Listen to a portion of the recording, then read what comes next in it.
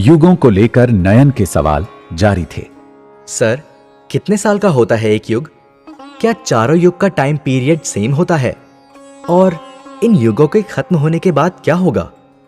लगता है नयन, तुम युग को बहुत बड़ा टाइम पीरियड समझ रहे हो, क्योंकि तुम युगों को इंसानी नजर से देख रहे हो। लेकिन अगर इसे ब्रह्मांड की नजर से देखोगे तो तुम्हें युग एक बहुत छोटी यूनिट लगेगी, टाइम मेजरमेंट की। मैं समझा नहीं सर। देखो नयन, युगों की अवधि समझने के लिए हमें उस पॉइंट से शुरू करना होगा जहां पर इस ब्रह्मांड की उत्पत्ति हुई थी। शिव पुराण में कथा आती है कि अनंत अनादि शिव ने, जो वो यूनिवर्सल यूनिफॉर्म एनर्जी थी जो ब्रह्मांड के पैदा होने से पहले भी थी, उसने अपने विचार से इस ब्रह्मांड की रचना की। उसके बाद सदाशिव ने सबसे पहले भगवान विष्णु की रचना की। भगवान विष्णु वर्षों तक समुद्र में योग निद्रा में लीन रहे। फिर उनकी नाभि से निकले कमल से ब्रह्मा जी की रचना हुई। यही वो समय था जब ब्रह्मांड में जीवन की उत्पत्ति हुई, और तभी से समय को युग में मापा गया। साइंटिफिकली भी देखा जाए तो पृथ्वी पर जीवन की सबसे पहली उत्पत्ति जल में शैवाल के रूप में ही मानी जाती है। शायद इसी घटना को पुराणों में जल में ब्रह्मा जी के जन्म से जोड़कर दिखाया गया है। ब्रह्मा जी को सृष्टि की उत्पत्ति का देव माना गया है, यानी वो शक्ति जिसके अस्तित्व में आने से ब्रह्मांड अस्तित्व में आया। इसलिए हमारे वैदिक वैज्ञानिकों, ऋषियों ने ब्रह्मांड की उम्र को ब्रह्मा जी के साथ जोड़कर मापा है। जैसे हम धरती की सूरज की परिक्रमा के आधार पर 24 घंटे को एक दिन मानते हैं और उसे दिन, रात, घंटे, मिनट, सेकंड में मापते हैं। इसी तरह से हमारे वैदिक वैज्ञानिकों ने इस पूरे ब्रह्मांड के जन्म के समय को ब्रह्मा जी के दिन, रात, कल्प, मनवंतर और युग में मापा है। वैदिक ग्रंथों में ब्रह्मा जी की उम्र 100 वर्ष बताई जाती है। ब्रह्मा जी का एक दिन एक कल्प कहलाता है। हर कल्प के बाद प्रलय आती है, यानी धरती पर जीवन विलीन हो जाता है। उसके बाद ब्रह्मा जी की रात्रि शुरू होती है, तब कोई जीवन नहीं रहता। उसके बाद उनका नया दिन होता है, यानी नए कल्प के साथ वापस सृष्टि में जीवन की शुरुआत होती है। 14 मनवंतर को मिलाकर एक कल्प बनता है।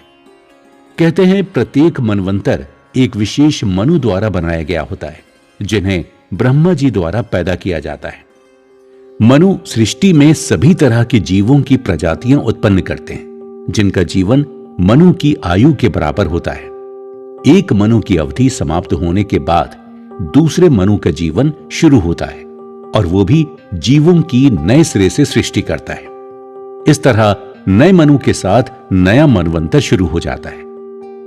समझ लो कि ये जीवों की अलग अलग प्रजातियों के पनपने और मिटने का विकास क्रम है, और उस शक्ति को मनु नाम दिया गया है जिसके द्वारा ये काम होते हैं।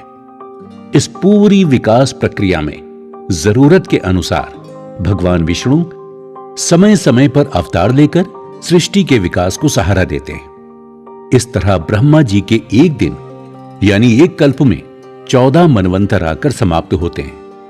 लेकिन इसमें युगों की क्या स्थिति है? एक मनवंतर में 71 चतुर्युग होते हैं, और एक चतुर्युग में 4 युग होते हैं, जो हैं सतयुग, त्रेता युग, द्वापर युग और कलयुग। तो आखिर कितने साल का होता है एक युग? क्या चारों युगों का टाइम पीरियड सेम होता है? देखो नयन, हर युग की अवधि को लेकर अलग अलग मत हैं। इन पर काफी डिस्कशन भी होते ही रहते हैं।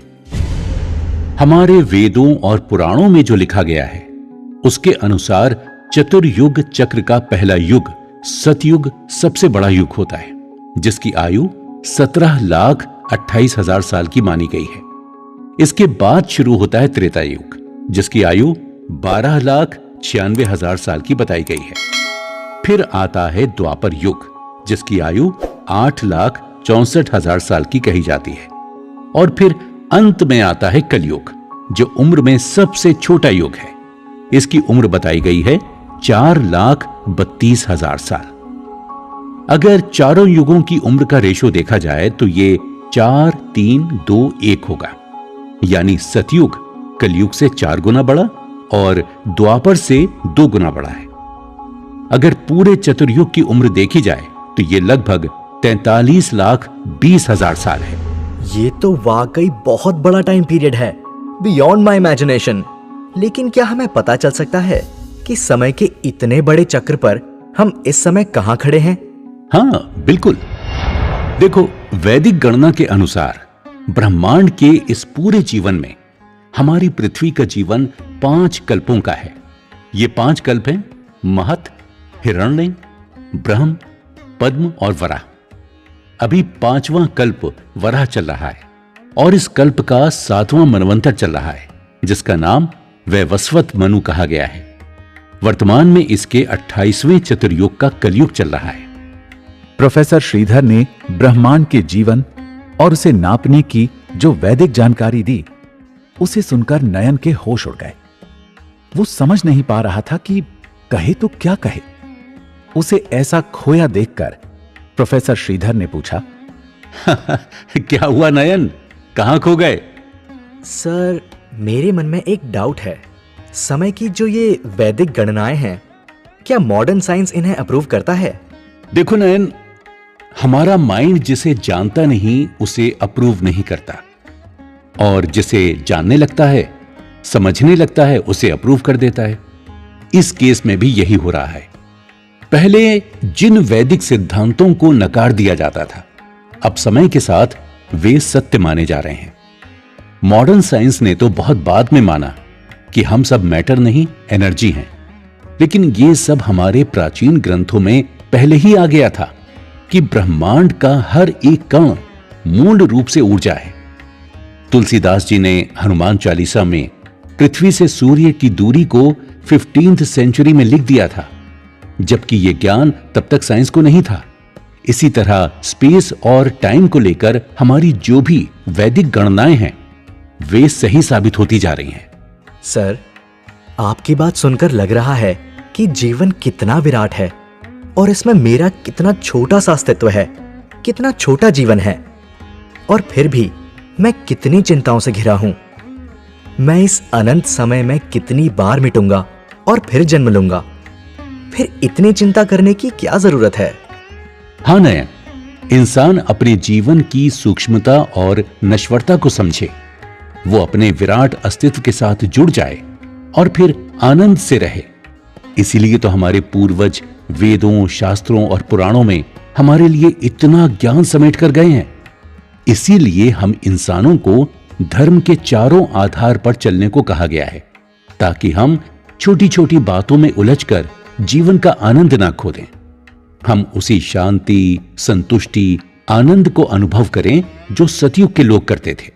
धर्म के आधार वो क्या है?